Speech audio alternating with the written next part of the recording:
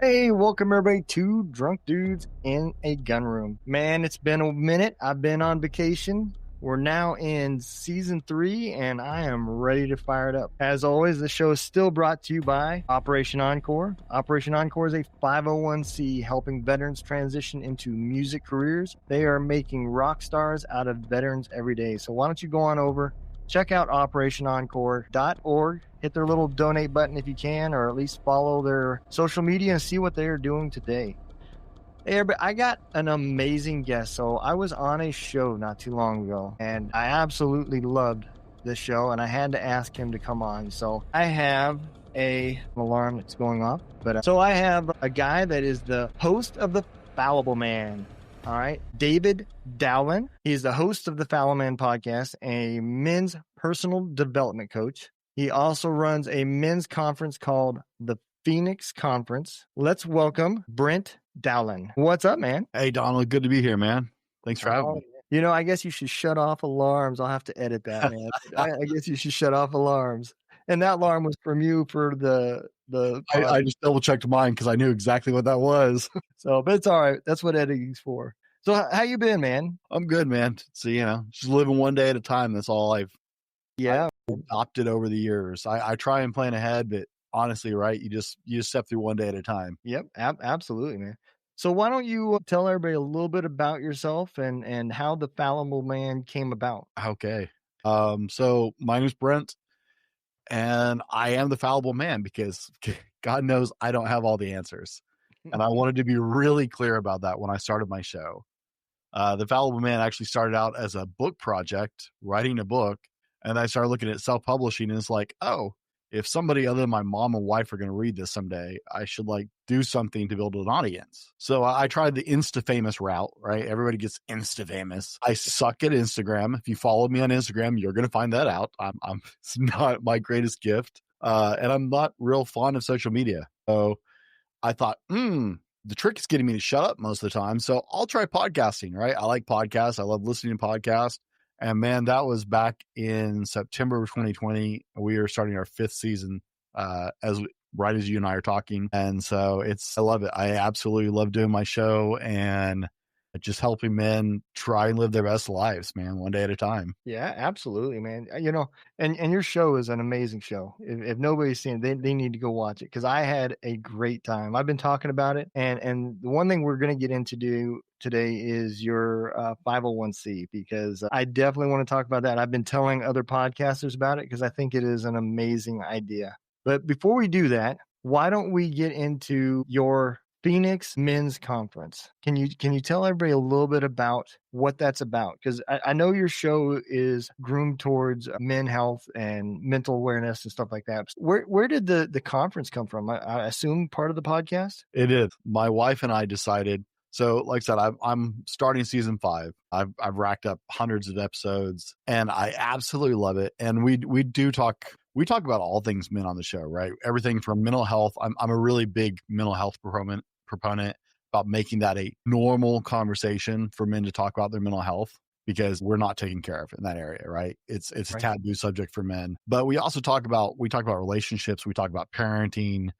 We talked about bettering your relationship with your partner, your spouse. We talk about side hustles and growing yourself as a professional, doing better habits, right? We talk about the full breadth. And so after I've been doing it for a couple of years, my wife and I felt like we wanted to bring everything we were doing online home, right? We live in a small community in Central Washington, and we got a lot of people in the region around us, but it's a small town of 10,000 or so in Central Washington. And it's like, we have friends and stuff here who kind of hear what we do, but it's one of those things like, you're much more likely to get strangers to listen to you than you are your friends a lot of times. And I can completely relate to that. That is funny you mentioned that, because on my last podcast, it was just a podcasters hangout. And one of the topics that they said was, it's amazing how non-blood people are closer than most blooded family members. And, it is so true, especially trauma. Anybody that's,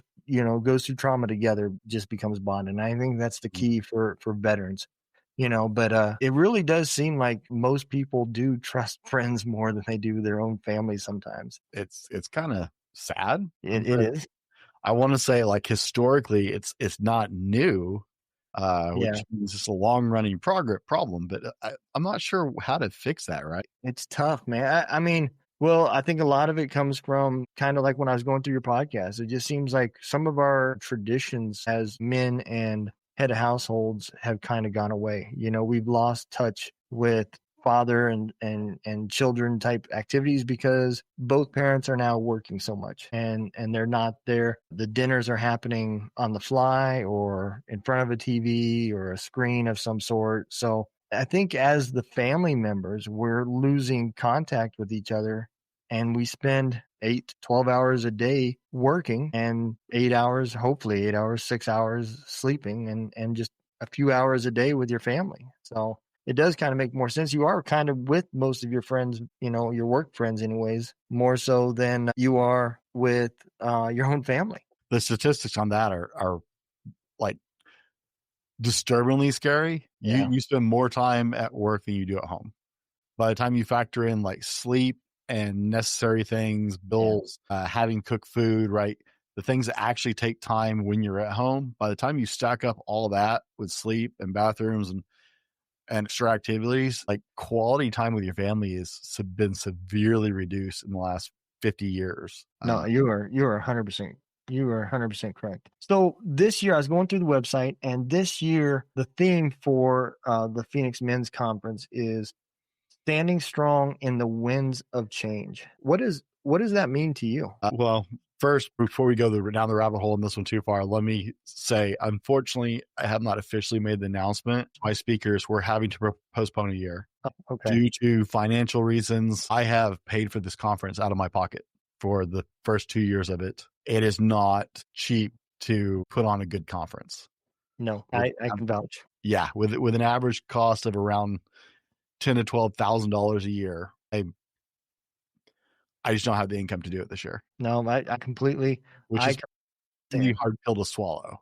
Like Yeah. I'm really, that's still like a really hard pill for me to swallow. No, I can relate, man. We've got an event coming up this year, and I did not know how expensive these things were. I think we are right at $18,000, the bands and everything being paid. So I can relate, man. It's got me nervous as well because it's a lot of money. I do a youth program that I've been a co-director with for 18 years, a church youth program. And I mean, we do it as cheap as we can.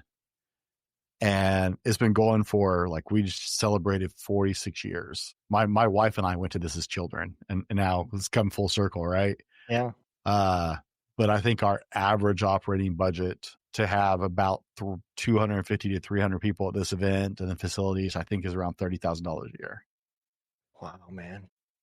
I have been very blessed with my conference to work with some of like the local churches to let me host it at their facilities, saving me money there. And most of my speakers are guys I've worked with on the podcast, I've developed relationships with. And so they've cut me radical deals. Like, honest to God, like one of my speakers, I couldn't have paid for him. Yeah. At the rate he charges and gets paid to do keynotes, it's ungodly. It's like, how do I get that gig? I want that job. Yeah. I don't think I'd be good at it, man. English, I fumble through it. So I don't know that I would be good at doing it, but I do agree. And again, I mean, let's talk a little bit, Hillary Clinton, what she got paid, she went to a conference that everybody makes a big deal about poverty and stuff like that, wearing like a $200,000 jacket. And the amount she got paid for that speech was insane. Yeah. Yeah. I know exactly which one you're talking about. And it's like, really? You don't see the irony in that? Yeah. But I would like that gig. I don't know how I'd be a first lady if later on I could get paid like that to talk. Right. I'm not going to lie. Make a 20-minute talk, take off the rest of the year. Yeah. Yeah, absolutely, man. Get into home and do something for our local community. Yeah. Right? Because I get to talk to some of the most, like, I get to meet some of those incredible people doing this job, right? And right? Yep. You just meet incredible people on this journey in podcasting. Yeah. My last roster for last year's event, I had 7 published authors and 3 TEDx speakers on the roster. Wow. in this tiny little town of 10,000 in the middle of Nowheresville, Washington. Yeah. That speaker roster alone, if they had charged me full price, that event would have cost, if my speakers had charged me their standard fees, that event would have cost me somewhere around $60,000. Wow. And I was selling tickets at $60 a pop. Wow. Were you able to sell it out or? No, it's still a fairly new, young event. Yeah. Getting on people's calendars and getting them to understand, right? If you don't know something's valuable, Right. then you don't know. It's not people, being weird about it. It's if you don't know, you don't know, right? I think that's so with your mission, I think that is something that men themselves don't even realize. Well, it's not even just that other people don't realize that how valuable the man is and his self-worth and everything else. But I don't even think us men understand that either. I think we're so quick to hold emotions in that we start hating ourselves faster than anybody on the outside of us. I really do. Maybe that's just my experience with myself, but it just kind of seems like it. Oh yeah, for sure. But we tried to take it, like we added a strongman event to it. We had a novice strongman event during the event. Like I got a big WWE style championship belt. One of my guys took. There you go. I'm a certified personal trainer as well. Weightlifting is just something I love to do.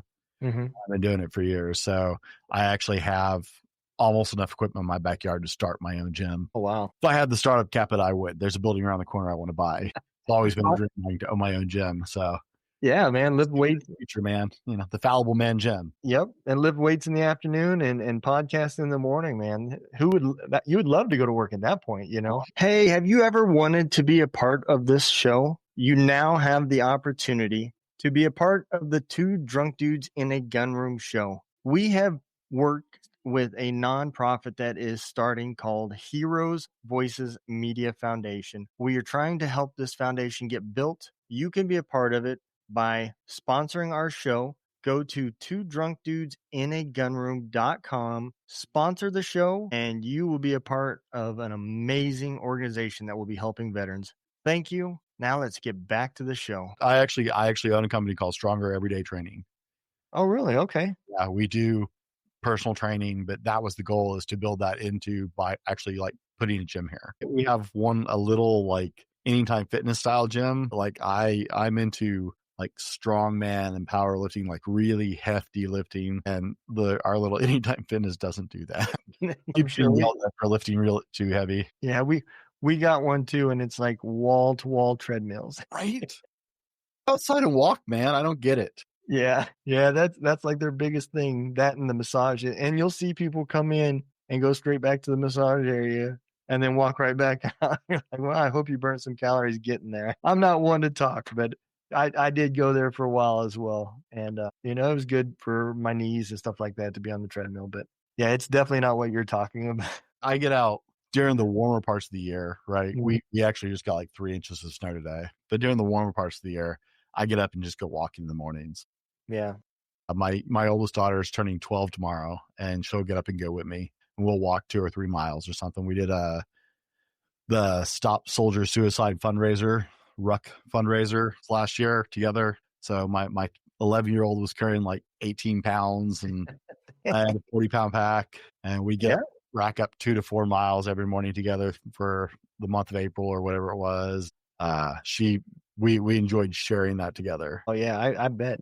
My son was big into my son was big into cross country, and that was my first lesson in realizing that at some point the kid does take over. And I was always good at running in the military, and I told him when I got back from that deployment I was going to racing, and yeah, he walked away from me like I was nothing. Man, that kid could run. I was really impressed. I mean, I think at state he ran the mile in like what was it, like 9 something? No, not mile, the 2 mile. It was like 9:50 or something like that. I mean, just unreal. And yeah, I was never there. I was like an 11 kind of guy. I was gonna say 20 years ago.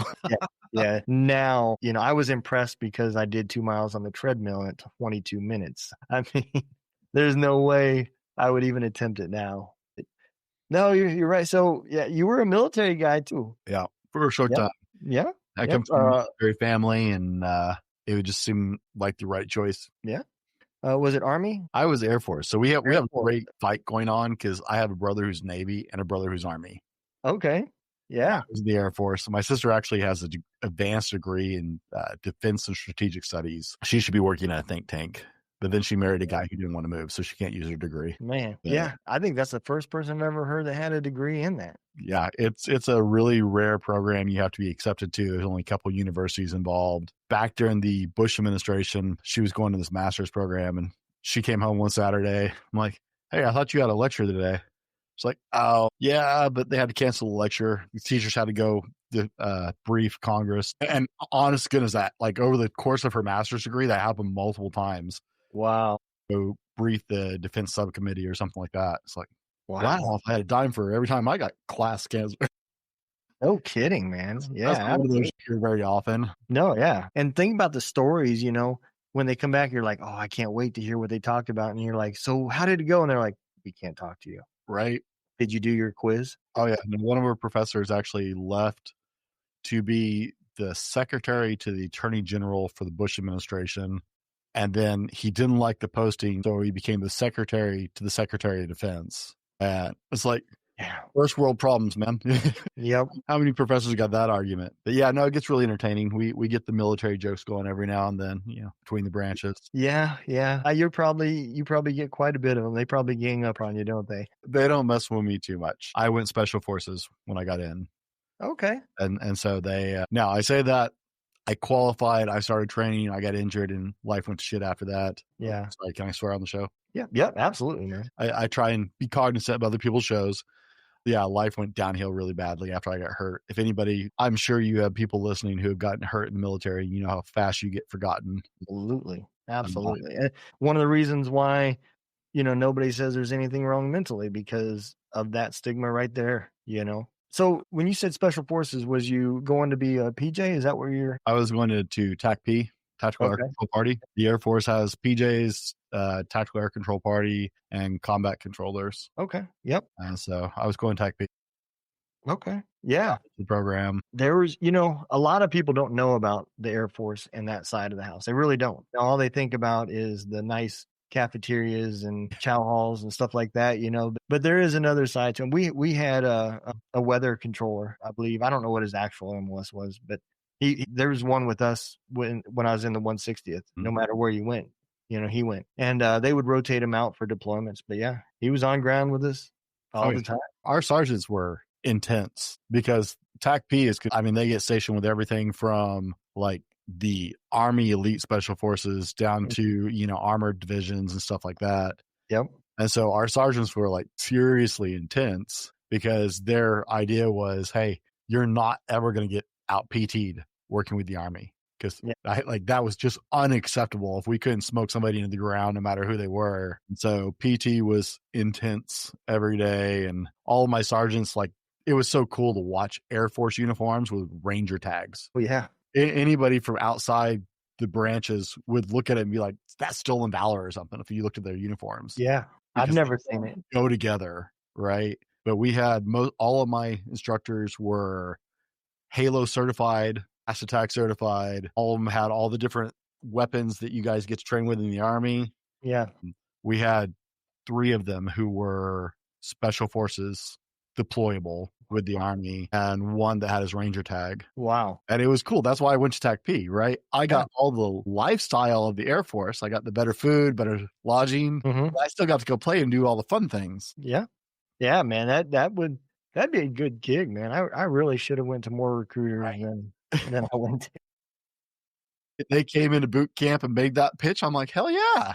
Wait, I get to sleep in a nice place because I had been in my brother's detachment, dude. Yeah. His barracks sucked. You know, there was a guest on, and I can't remember. I don't even want to quote the stat because I'd mess it up. But they talked about how many of the Army barracks they found mold actually in. You know, they're the old concrete barracks, and they would find mold up on, you know, because they're all drop ceilings, so there'd be mold up in the above them and everything else. Been around for a long time too. Yeah. Oh yeah. Yeah, absolutely. And so I can even remember some where like people walked in, they're like, what is that on the wall? And I'm like, I don't know. It won't come off. I've tried to clean it. But Yeah, it's just the perks of being in the Army. You get all the allergens. But yeah, no, we had the good stuff. I had a general stop and ask me directly to start Chow Hall when I was at the Air Force Special Operations Base. Not everybody knows the number one rated Chow Hall in the United States military is on the Air Force Special Operations Base. I believe that. I mean, unlimited budget. Oh yeah, And it's already the Air Force. So, I mean, you guys pretty much have an unlimited budget anyways. But here where yeah, I was a little E3, just I was on crutches at the time, hopping through the parking lot, and the car pulls up, right? And the car. yep, It was like, bam, snapping to attention on a set of crutches sucks. And so like I snapped to attention, and this like major sticks his head out of the car. And it's like, oh, thank you. I was like, yeah, I'm saluting you, not the 2-star general car. But it's you. But yeah. the general's sitting, across from him in the back. He's like, hey, can you tell me where this is? I was like, yes, sir. 2 parking areas down. So just right over there. But I mean, this guy was eating chow at the same place I ate it every day. I was like, that tells you something. I knew it was decent food, but wow. And then I got stationed on an Army base. After I got hurt, they went to cross train me into another program. And I got sent out to Fort Eustis. I had never been in an Army chow hall before. And the reaction when like I was going through the chow hall line, and I like to lift heavy things, right? So I eat a lot of protein. And the reaction on my face had to be priceless because I'm going through this line. I'm like, yeah, I'll take one of those and one of those. And the guy's like, you can have one protein. I was like, do you see the bars are over here, not up here? Different than you. He's like, you can have one. Like, keep going down the line, right? I was like, I'll take some of that and some of that. They're like, you can have one vegetable. I was like, okay, I get the protein thing. It's vegetables. Like, seriously? You're going to limit how many vegetables I can have? Yep. Same with the starch. One starch. Right? Yeah. Yep. I was like, I'm so glad I went to Air Force. Like, I started eating at Taco Bell a lot at the PX. I believe it, man. I'm telling you, the first time I deployed with the East there was like so excited because the next day they were going to open up the MKT. And I'm just looking at him like, what are you so excited about? He said, man, I'm going to be there first thing in the morning. Up to that point, it was 3 MREs a day. That's all we ate. And I said, for what? He goes, it's going to be real food. I said, no, it's going to really be an MRE in a can in boiling water. It's sea rats. It is not real food. He came back so mad. He said, the eggs were green. I said, I know they are, man. That's why I slept in. It wasn't worth it. Yeah. People don't know what we go through to eat. So. Some of the things are surprising though, right? Like I knew I was probably in the wrong lineup of where I wanted to be. I asked if we could go through the obstacle course again in basic training because we only got to go through it once. That was the best day of basic training. Like I still, like I'm 44 years old. I still go do like Spartan races and Tough Mudders and stuff like that. I love that kind of stuff. Yeah. That was the best day of basic training. I got to go run the obstacle course and I had a great time. And all these people were like, I'm having the time of my life. I'm screwing my instructor. He had a date writing. He managed to get a date writing on the TI for the obstacle course. My drill sergeant was a handsome, well-built man. And he managed to goad her into a buying him dinner because she's like, oh, someone's getting wet. He's like, no one in my unit's getting wet. She's like, somebody always falls. He's like, you're not hearing me. We were his first basic training unit ever. We were his first unit as a training instructor. Yeah. And he's like, my guys aren't getting wet. And he managed to goad her into a steak dinner over it. So I'm hanging like I'm out on the rope. And he's like, we're going to do it the standard way. So no one gets like, I'm hanging by one arm and one leg. I knocked my hat off and caught it down just above the water. I'm like, I'm good, Sarge. Putting it back in my head. He's like, Dallin. A lot of push-ups for that push-ups. Yeah, man. I was like, I'm on the wrong branch. Yeah, man. You were like a military cock blocker, man. You controlled his destiny in your hands. Only time in basic training you feel powerful. Yeah, absolutely. And then you pay for it later. That's just the way it works. So let's talk a little bit about your C. I believe it is called Read Me a Story, Daddy. Is that right? It's called Read Me a Story, Dad. We have not officially gotten our 501c3 yet. Okay. In the same boat as me. We're working on it too. Yeah, it's called Read Me a Story, Dad. And it's really a passion project for me because there are just so many homes where either both parents are working or, in this day and age, both parents are working multiple jobs sometimes, or it's a single parent home for whatever reason, right? I'm not making any judgments about people's situations. Yeah. It could be a death. Life happens, but there are so many single parent homes, and God knows they're super busy, right? Trying to make ends meet and get by and do everything they got to do. It's hard enough with both parents there, much less a single parent home. Yeah. But there is so much value in reading to children. It increases their love of learning. It increases their excitement about reading. It increases their ability to process things. It sparks their imagination. Like there's just no end to the positivity of reading to kids. And so we're just reading books to kids. I mean, it's not rocket science. It's not complicated. Yeah. It's just but it's dads or granddads, because I wanted to step the other leg into that and show kids that there are men outside of their family who legitimately just care, right? That positive male influence. And there's no agenda, but this is some guy I don't know who's willing to read me a book. Yep. And that's one thing that I liked about it when you told me about it, is I love the idea of your podcast having a purpose. And, for me to be able to do that, now my podcast has a purpose. There's a good thing coming from it. It's not just talking about different stuff and the normal podcast. It's making a difference in somebody's life, and that's what I like about it. So when you told me about it, I was like, I'm in, So I encourage anybody out there that is a male and wants to get involved to definitely do it, because I love the idea. And you say it's about having a purpose through your podcast. You don't know. I've spoken at a podcast conference before. I'm speaking again next April at a podcast conference. And I'm actually, this Thursday, I'm going to our high school to talk about podcasting with a young group of students there who are looking at starting a school podcast, right?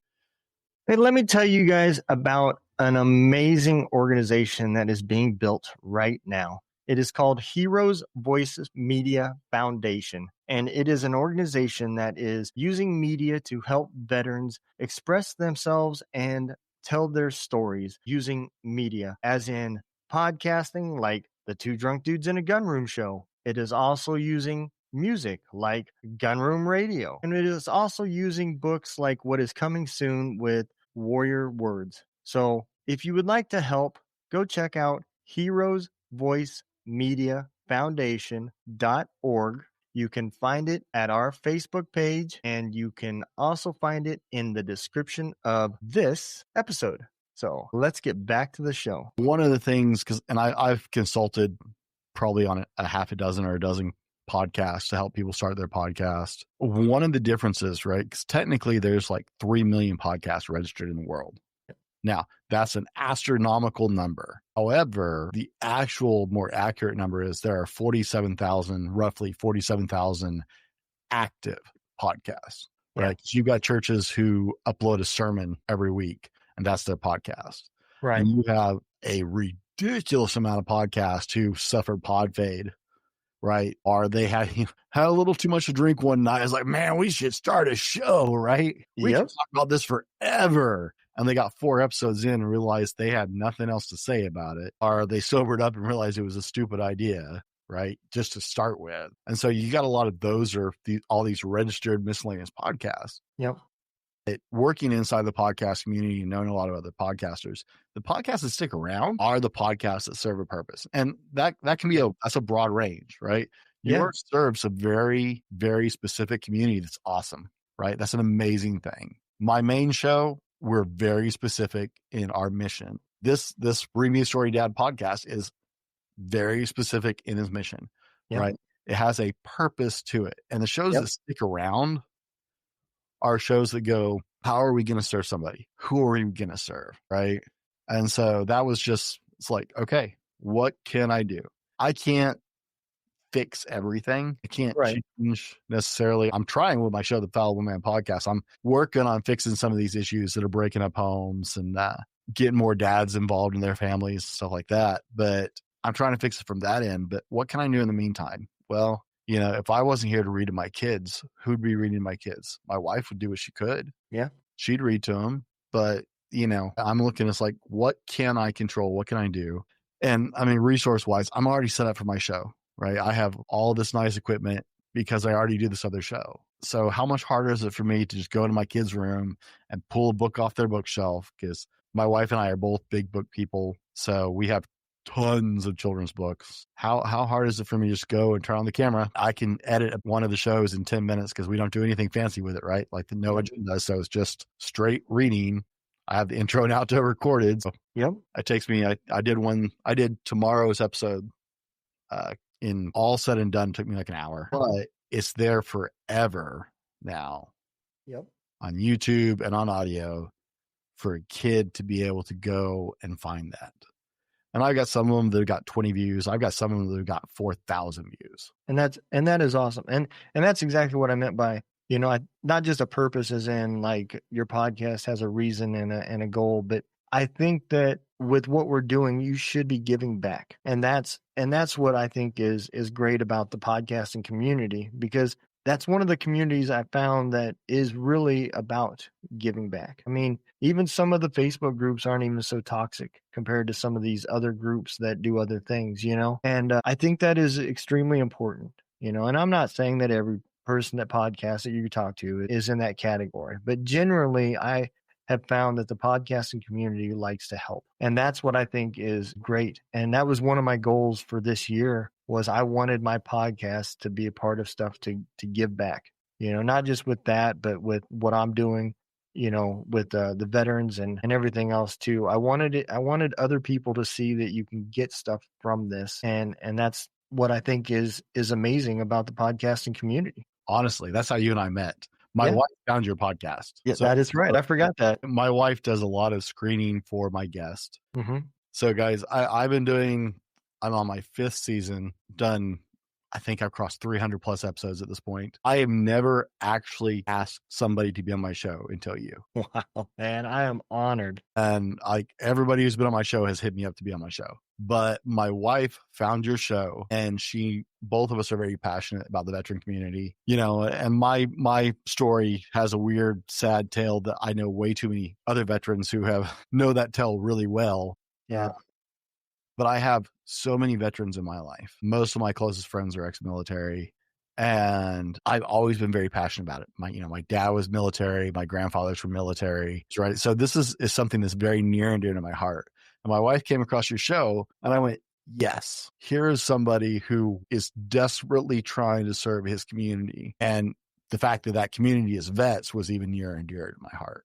You weren't just trying to make a difference in your immediate community. It's the community I care about. That is awesome, man. And I think it's important, regardless of what community it is to just give back. You'll find, especially if you're seeking some therapy, there's therapy in helping others. There really is. And I think a lot of people don't understand that, So what you're doing, I found a group therapy called the Warrior's Way Mindset, and it's strictly for men as well. And so with what you're doing and helping men, I could relate to that because I was part of a therapy that really helped me. And it wasn't a 501c, it was a for-profit company.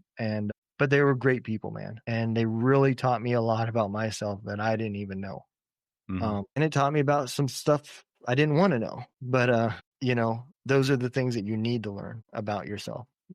I think reaching men is kind of tough in its own class. Do you have a hard time trying to get people to understand, what you're trying to say because their egos are in the way or they just don't want to admit that they're broken? So when I initially told my wife, this is what I want to do, and understand my wife is vested. She is the 50% owner of our company.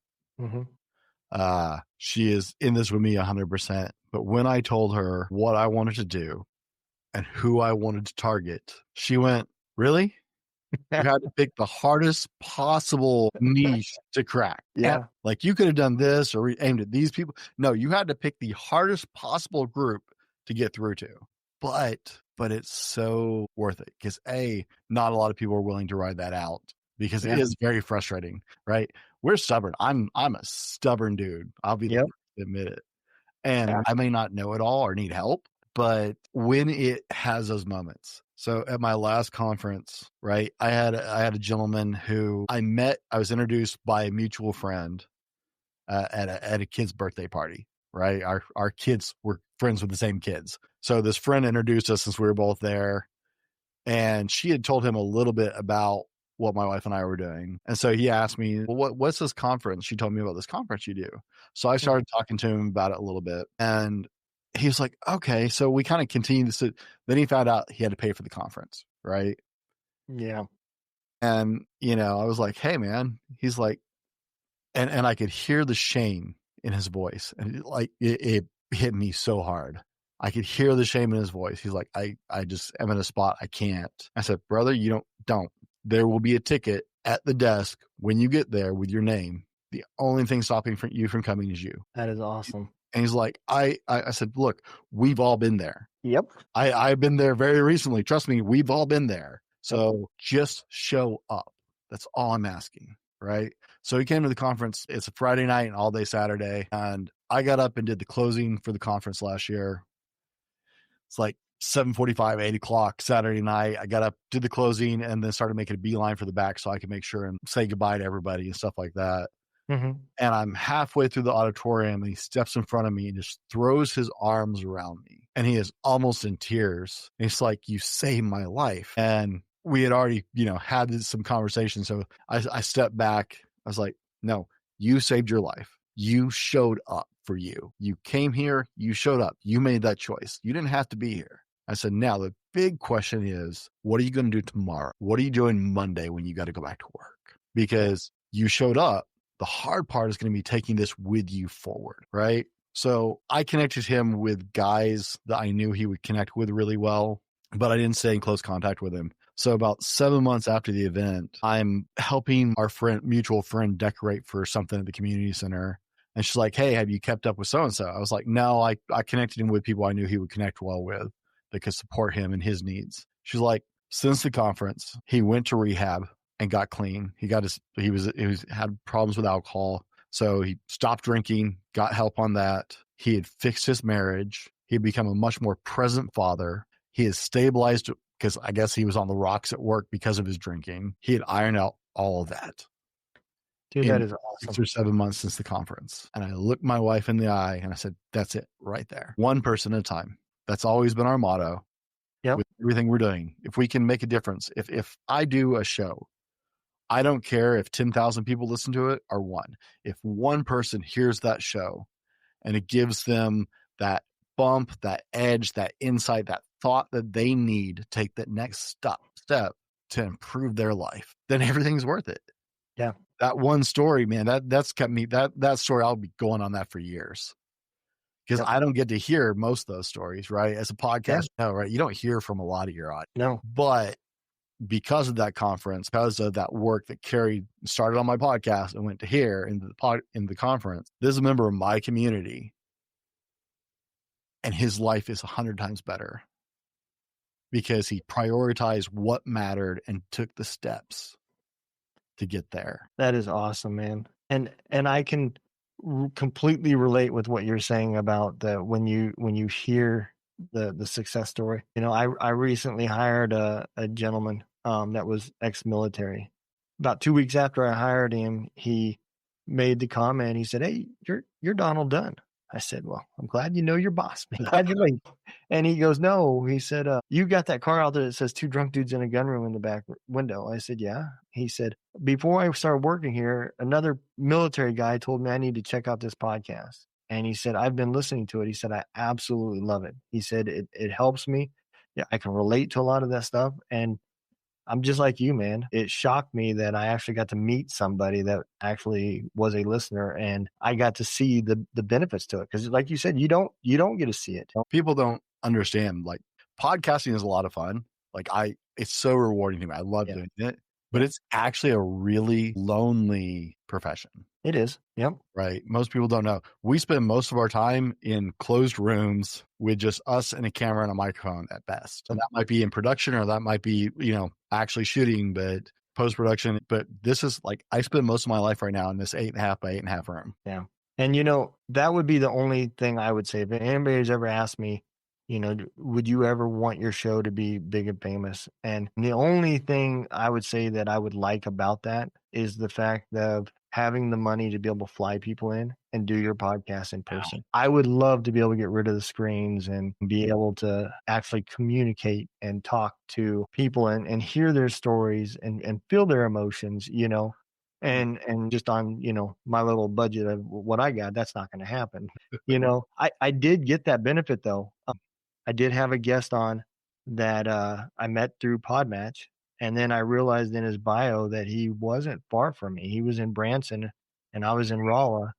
And so I asked him, I said, "Okay, can we cancel this and do it on a weekend? And I'll drive down there and we'll do it in person in your gym." And it's one of the best podcasts. I loved it. I wish everyone could be like that now, you know? And I don't know, man. Maybe one day I'll figure out the secret sauce and be able to fly people in on the Two Drunk Dudes in a Gun Room jet, you know? You figure that out, be sure and let me know, because I one of my favorite shows, the honestly, the podcast that got me started on podcasts was Drinking Bros. Okay. With them. Yep. I haven't listened to a lot of their shows, but I've listened to a few. That was the podcast that, like, I listened to Drinking Bros for years. Yeah. I'd have it played in the background. You know, a lot of people, if they've listened to it, knows a lot of the guys who started that have a military background. One of the main hosts, like, is kind of dwindled down to two hosts usually. One of the hosts, I know Dan was military, but most of the guys who actually helped start that are the guys who started Black Rifle Coffee. Okay. Yeah. Right. It's the same group that started Black Rifle Coffee are the same guys that started Drinking Bros. Okay. I didn't know that part, but yeah. Like, so like they have this weird little group. So Article 15 Clothing, Les Swingers Whiskey, Drinking Bros Podcast, Black Rifle Coffee, and there are several other smaller businesses that this group of guys have all started. And one of them owns, like, Matt Best owns most of Article 15, him and Jared Taylor. But they were also two of the original Drinking Bros. And they're also owners of Black Rifle Coffee and invested in Les Slinger Whiskey. So, right, they just keep building these businesses that are very veteran centric. And so early on, it was very, like, most of the humor in there was military humor. And it was at a time when it was really, like, it was hard to find military humor. Yep. And I still, like, I have a friend who's ex-Marine, or as he would say, a non-active Marine, because there's no ex-Marines. One of my best friends out here. And, like, him and I can just sit there. Like, we don't have to talk. We can just sit there and hang out, right? Yep. Because there's that camaraderie of they get it that nobody else has. Yep. You know, my story in the military is very different than my brother's story or my other brother's story in the military, right? Yep. But there's a camaraderie across there that people outside of that don't get. No, you're absolutely right. And this own sense of humor. Yep. Unless you've been around military guys, that sense of humor, like, most people are like, "What's wrong with you people?" It's like, come on, that's funny as hell. Yep. Oh, that's just morbid and weird because it's a little dark and it's a little risque, but so I would do it for that. And you know, that was kind of a goal of mine that just recently happened. It's funny you said that, because over my vacation, I had tried for years to get some comedians involved, some veteran comedians, and do a comedy channel. And man, they're just a weird bunch. You know, they really are, because they are all over TikTok and social media and everything. Mm-hmm. But for me to say, email me the video you just did, and I will pull the audio off of it and we'll put it on the radio. Oh, that's a lot of work, man. It's an email. I just finally gave up. I couldn't get nobody. And I had a lady reach out to me. She found me somehow. I don't even know how she did it. But she's a veteran. She's an Air Force veteran. And she pays to bring veteran comedians that are trying to get known to Vegas, and pays for them to perform on different sets. Oh, that's awesome. And yeah, it was an amazing idea. And she was like, is there any way you could do? And I said, I have been trying to find somebody to do this for years. I said, you're not going to back out of this now. I said, the radio station will be created tonight. I said, all I need is content. Man, she made some phone calls and veterans started sending me their stuff. And I've uploaded, and we now have a comedy channel, and it's all veteran comedians, and it's amazing. I love the radio station. Yeah, it's you can go to gunroomradio.com, and any of the genre channels you can hit from there. And if you have Android, you can also download Two Drunk or Gunroom Radio, and the app's there too, you know. So, but yeah, after our last show. Oh, did you? Okay. Oh yeah, like, I'm a fan. I bookmarked it after our last show. It's my favorite station while I'm sitting at my desk now. That's awesome, man. Yeah, and but I think that's awesome that just how the networking happens as somebody finds you and then bam, something's created, So yeah, it's absolutely amazing, man. Hey, so why don't you take a second and tell everybody where they can find you and the services that you provide? Because I know I've been looking through your website. You got a lot of stuff going on, man. Dude. So take that moment and tell everybody how they can find you. So I have a ridiculous amount of contacts. The easiest way is to go to thefallibleman.com. And there's a link there to my podcast as well. My podcast has its own website, which is thefalliblemanpodcast.com. So, not really original, pretty easy. I tried to make it easy to find. But if you go to thefallibleman.com, I actually offer a plethora of services because being a podcaster, you build a lot of skills. So I do consulting for podcasting, and I also do freelance audio editing for podcasting, but I also do coaching. I work with men specifically around just personal development and relationships. I kind of dive into, I used to do just personal development, but my life is built around relationships, and having strong relationships helps the whole personal development thing in a huge way. So I do both relationship coaching for men and personal development coaching, one-on-one and group coaching. I actually don't have it up on my website right now because I've taken a step back from that temporarily while I'm figuring out some finance issues. But thefallibleman.com, and then I'm at the Fallible Man on Instagram and TikTok. I spend most of my time on Instagram. I have a Facebook account as well. You can find me under David Brent Allen or the Fallible Man. Or no, Fallible Man. Sorry. I screwed up Facebook. I'm really bad at the social media when I started. And so my page is Fallible Man instead of the Fallible Man because I did it wrong and they won't let me fix it. But you can find me at The Fallible Man. Go to my website, www.thefallibleman.com, and you'll find links to everything. You'll find links to Read Me a Story, Dad. You'll find links to the various services I offer, links to my regular podcast, and anything else you want to, you can just reach out to me straight from there. But man, we're just here. No BS, no agenda. We're just here to try and help men make their lives what they want. And I believe you have a purpose. I believe that you're important. I believe that you matter to the world, and you reaching your purpose is important. And so we're just here to help walk with men along the way. And if I can't point you in the right direction, I guarantee I know people at this point who can.